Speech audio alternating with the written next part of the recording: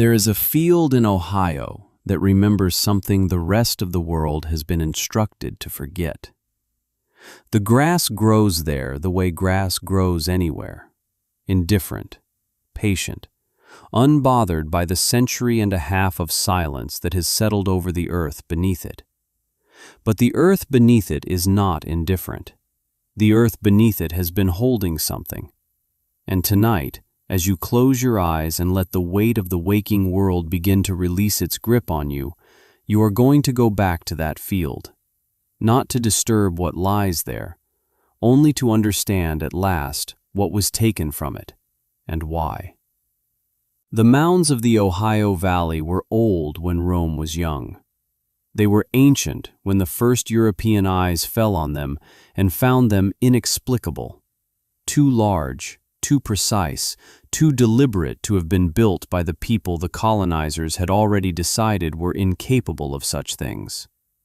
The Hopewell culture, the Adena, names assigned by archaeology long after the civilizations themselves had completed their slow dissolution into the soil they shaped.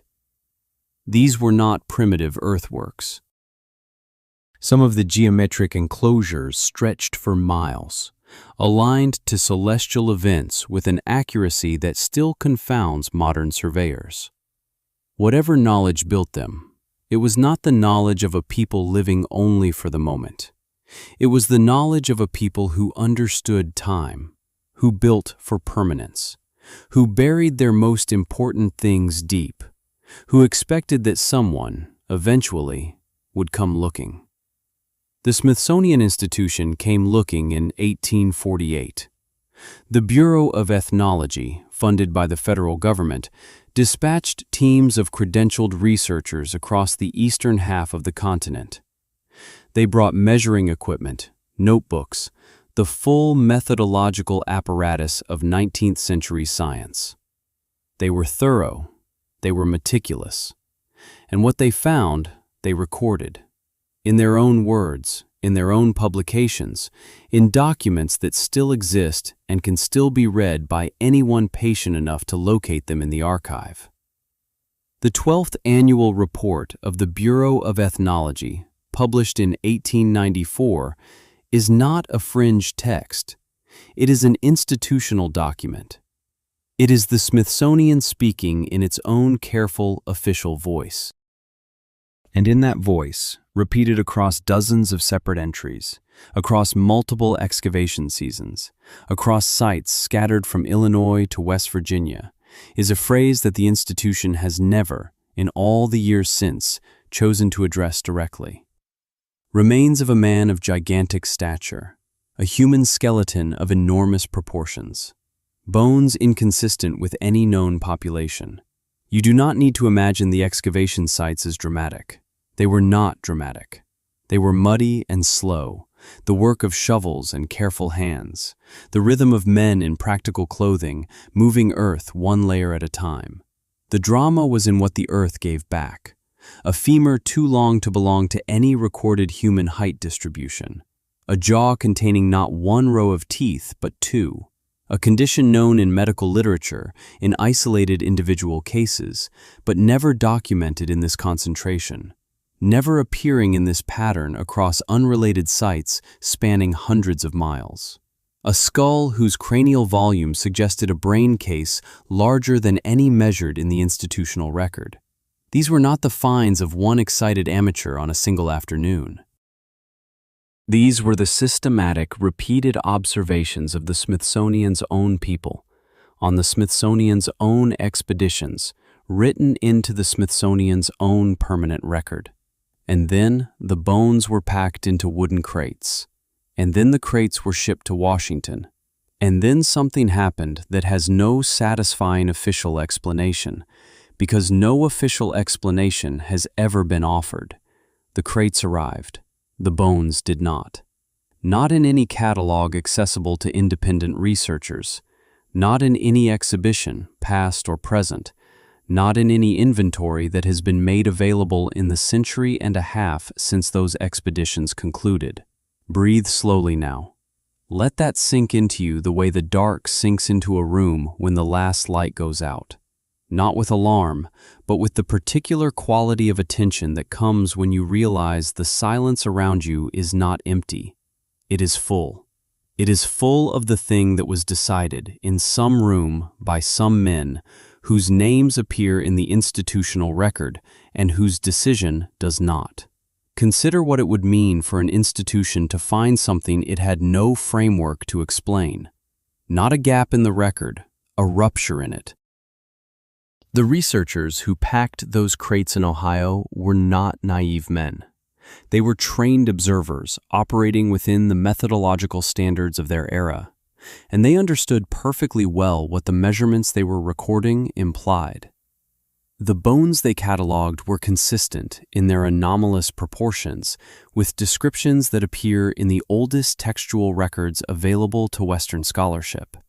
Descriptions that certain institutional bodies had spent considerable effort classifying as allegory, as myth, as the embellishment of pre-scientific minds unable to distinguish between the literal and the symbolic. The oldest of those records, excluded from mainstream canonical consideration by the 4th century through the slow accumulation of inconvenient decisions, spoke plainly of physical beings whose scale exceeded the normal human range. Not metaphorically, physically. And what the Smithsonian's researchers were pulling from the Ohio earth, layer by careful layer, bore a relationship to those descriptions that no one in a position of institutional authority appears to have been willing to examine in public. The text said such remains would be in the earth. The earth contained them, and the institution that found them decided, without explanation, that the finding should go no further. The ancient world did not argue about whether such beings had existed. The Sumerians did not argue. The Akkadians did not argue.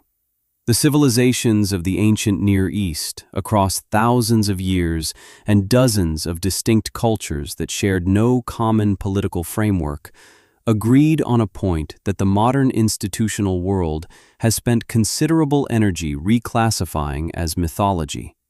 That there had been, before the flood, before the great resetting of the world, a category of being that was neither fully human nor fully of the divine order, and that this category of being had left physical remains in the earth.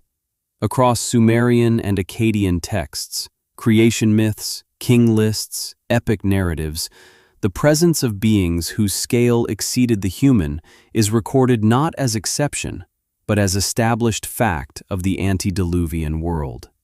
They are pointing at something vast, something prior, something that the scribes who recorded them believed was real enough to deserve a place in the permanent record of what had existed. Let your body grow heavier now. Let the mattress take more of your weight. The mound in Ohio is still there. The grass is still growing.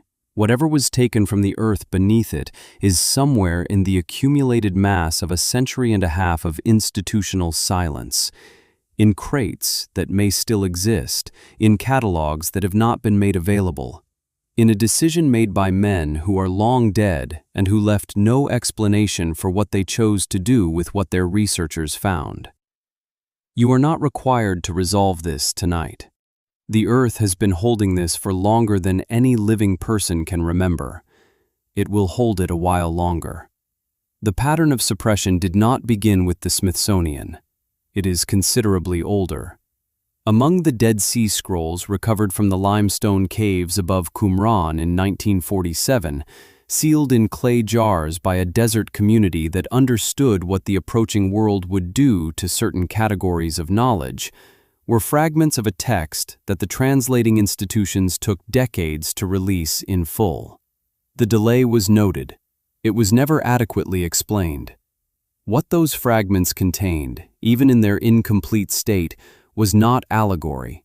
It was specific. It recorded, in the careful language of people preserving what they believed to be historical fact, physical evidence of a category of being whose remains should not, according to every framework that the succeeding centuries had built, exist in the archaeological record. And yet, in the burial mounds of Ohio and Illinois and West Virginia, in the reports of the Smithsonian's own credentialed researchers, something answering precisely that description had been found, measured, catalogued, and transferred into an institutional silence from which it has never fully emerged. Two suppressions, two different centuries, two different institutions operating in two different hemispheres, the same decision reached independently to ensure that the evidence went no further than the hands of the people who found it. That is not coincidence. That is a pattern. And patterns, in the language of the archive, are the closest thing to proof that the buried record ever produces. Rest in that for a moment. Feel the particular stillness of a thing that was buried and is still there. The earth does not forget. It compresses and shifts and is built over and cultivated and paved. But it does not forget. The bones that the Smithsonian researchers packed into their crates came from a layer of earth that had been undisturbed for millennia. They came from mounds built by people who knew what they were covering, who built with ceremony, who understood that the thing they were interring deserved a permanent structure above it, not to mark it for excavation, but to mark it as something that had existed, that had weight, that had mattered in a way that ordinary burials did not require this kind of architectural acknowledgement. Now consider what it means that those mounds were systematically excavated by the very institution that would later deny the significance of what was found in them. The Smithsonian did not stumble into the mound surveys. They sought them out. They funded them deliberately. The Bureau of Ethnology dispatched researchers specifically because the mounds were known to contain anomalous materials, because the reports from amateur excavators in the preceding decades had been specific enough and numerous enough and geographically distributed enough that the institution decided it needed to know what was actually there. They sent professionals. The professionals found what the amateurs had been reporting. And then the professionals' findings entered the institutional record, and the physical evidence entered the institutional archive, and neither has been made fully available to independent examinations since. In 1912, the New York Times reported the discovery of 18 skeletons in a burial mound in Wisconsin. The reporter described them in plain language, the language of a person writing down what witnesses had seen. Heights ranging from 7 to 9 feet, skulls with double rows of teeth, bone structures inconsistent with the normal human frame. The find was reported to the Smithsonian. The skeletons were transported. They do not appear in any publicly accessible catalog. When inquiries have been made, and they have been made, carefully, repeatedly, by researchers who understood exactly what they were asking, the institutional response has been the same across more than a century of asking. We have no record of those remains. The Nag Hammadi Library was found in Egypt in the same decade as the Dead Sea Scrolls, 1945, buried in a sealed jar near the town of Nag Hammadi, discovered by farmers who initially burned some of the texts for warmth before understanding what they had. What survived contains traditions that the Council of Nicaea in 325 AD had formally classified as heresy, a classification that is itself a kind of institutional decision, the same category of decision that moves a collection to restricted storage or declines to cross-reference a catalog entry. The Gnostic writers encoded what they knew in the language of allegory because direct preservation was no longer survivable in the world they inhabited. They made the same calculation that the Qumran community made, sealing their jars in the desert cliffs. They made the same calculation that the researchers in Ohio must have made, writing their findings into an official report and trusting the document to outlast whatever was done with the physical evidence. The allegory survived. The report survived. The jars survived. What connects all of them is not the specific content of what they preserved. It is the shared understanding, across centuries and hemispheres and entirely separate institutional pressures, that certain categories of evidence could not be allowed to exist openly in the world and had to be trusted instead to the patience of stone or earth or ink on aging paper to carry forward until the conditions were different. Let your breathing slow further now. The silence around you is the same silence that has been settling over these questions for 150 years. It is not a frightening silence. It is the silence of things that have been waiting long enough that they no longer require urgency. The bones in the Ohio earth, the fragments in the Qumran caves, the texts that were burned and the texts that survived the burning, they are not going anywhere. They have nowhere to go. They have already arrived at the only destination that matters, which is the permanent record of what existed before the world was arranged into the shape we were taught to recognize as the only possible shape. There is a pattern in the way institutions handle inconvenient evidence, and the pattern is not dramatic. It does not involve men in dark rooms making explicit decisions to deceive. It involves something quieter and more durable than conspiracy. It involves the slow accumulation of categorical decisions, each one individually defensible, that together produce an outcome indistinguishable from deliberate suppression. A find is cataloged under a general heading. A collection is moved to storage pending further analysis. A request for access is declined on the grounds of preservation protocols. A journalist's inquiry is answered with a form letter citing the complexity of the archive. None of these individual decisions constitutes a lie. Together, they constitute a wall. And behind that wall, for 150 years, the physical evidence of what the Smithsonian's own researchers found in the burial mounds of the American continent has remained inaccessible to the people who would most want to examine it. The pattern extends beyond the Smithsonian. In 2014, a satirical website published a fabricated story claiming a Supreme Court ruling had forced the Smithsonian to release evidence of giant skeletons. The story was false. The Smithsonian correctly and promptly identified it as satire and said so publicly. But the energy the institution devoted to debunking the fabrication accomplished something that may not have been entirely unintentional. It painted every serious inquiry into the documented, non-fabricated 19th-century institutional record with the same brush. The hoax became a category. The category became a dismissal. And the dismissal has held, because in the current information environment, the distance between a fabricated viral story and a careful examination of the Bureau of Ethnology's 1894 annual report is not as wide as it should be. The serious question gets filed next to the absurd one. The archive stays closed. Consider what the archive might contain, not as speculation, as a simple accounting of what the Smithsonian's own researchers documented and what the institution subsequently absorbed. Dozens of excavation sites across the eastern United States. Skeletal remains described in consistent terms across multiple independent expeditions. Cranial structures of anomalous volume. Femur lengths inconsistent with any recorded human population. Double dental rows appearing not as individual medical anomalies, but as a repeated characteristic across geographically separated finds.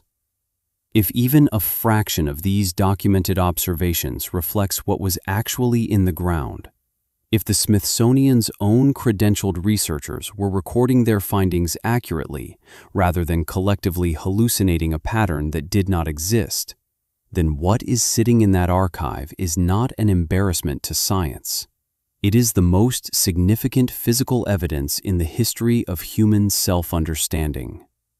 It is the bones of a category of being that the oldest written records of multiple civilizations describe in consistent terms across thousands of years of separate development.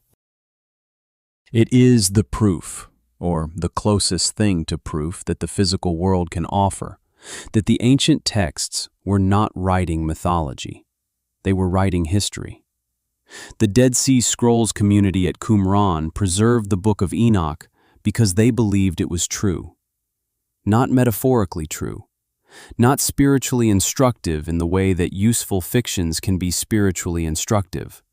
True in the way that a historical record is true, in the way that a thing that happened deserves to be written down and preserved against the possibility that the world will decide for its own reasons that it did not happen. They lived in the desert. They copied texts by hand onto parchment. They sealed the parchment into clay jars and hid the jars in caves. They understood that what they were preserving would not survive in the open world they could see coming. They were right about the world that came, and they were right that the caves would hold. The caves held for 2,000 years. The texts came out intact. And what the texts describe, the physical reality of beings whose scale exceeded the normal human range, whose origins were a disruption of the boundary between the divine order and the human world, whose remains were left in the earth when the flood completed its work, is consistent in its essential claims with what the Smithsonian's researchers found in the mounds of Ohio and Illinois and West Virginia and Wisconsin in the decades between 1848 and 1902. The mound outside Chillicothe is still there. The highway curved around it. Some administrative decision whose paperwork has since been lost protected that particular rise of earth from the grading equipment, from the concrete, from the long, patient erasure that has taken most of the other mounds and returned them to an undifferentiated flatness.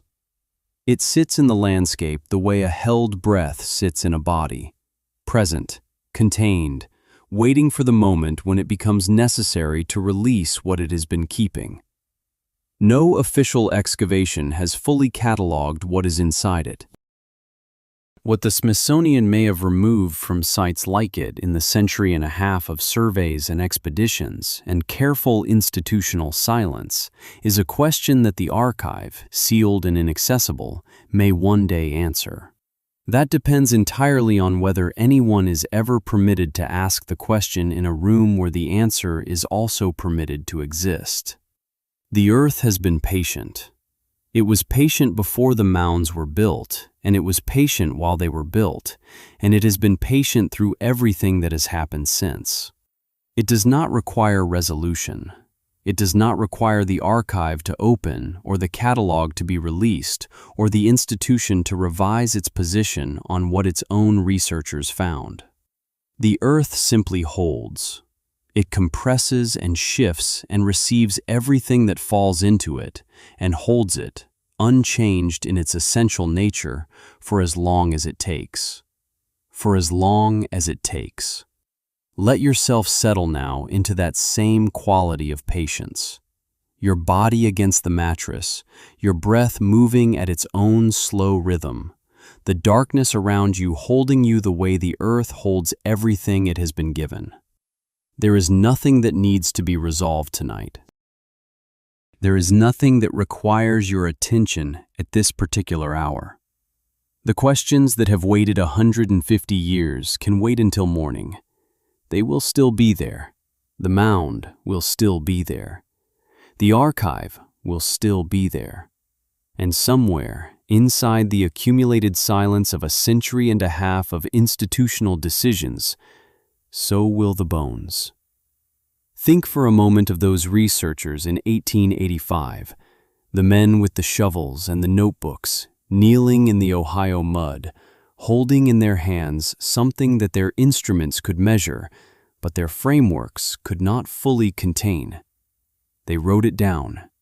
They did it carefully, in the dry, clinical language of institutional science, because that was the language available to them, and because they understood that what they were recording deserved the most durable form of preservation they had access to. The document survived.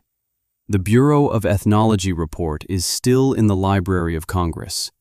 The words are still there, in the precise handwriting of people who saw something and chose to say so, who did not know yet that the thing they had documented would enter a silence from which it has not fully emerged. Think for a moment of those researchers in 1885, the men with the shovels and the notebooks, kneeling in the Ohio mud, holding in their hands something that their instruments could measure, but their institution would never acknowledge. They wrote it down anyway.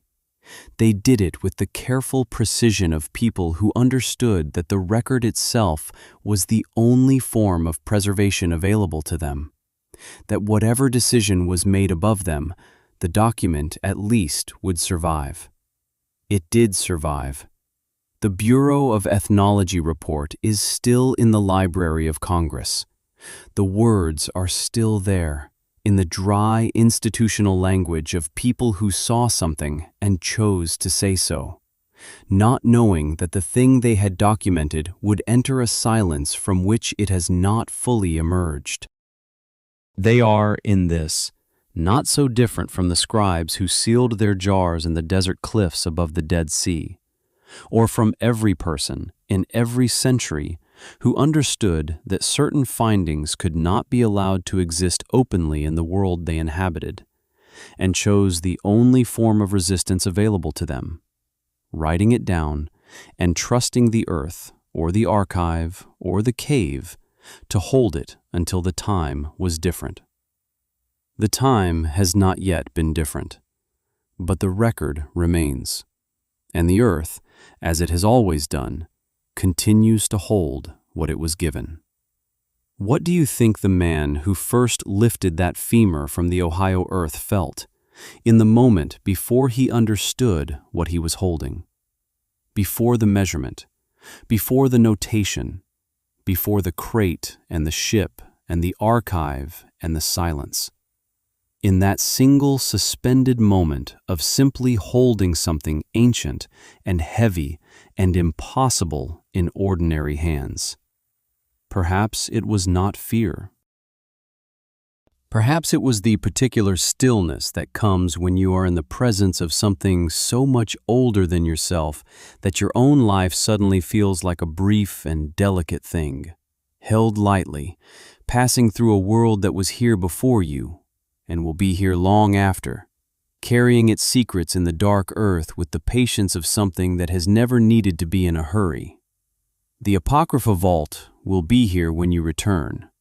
The heavy doors do not close between visits. What was concealed has a way of remaining, patient, undissolved, present in the layers beneath everything we were told was the whole story. Let the Ohio earth hold you now. Let the darkness be what it is, not empty, but full of the long, slow wait of things that have been waiting since before any record was kept of their waiting. You are already drifting. The mound is still there. The grass grows, and somewhere beneath it, the earth remembers everything.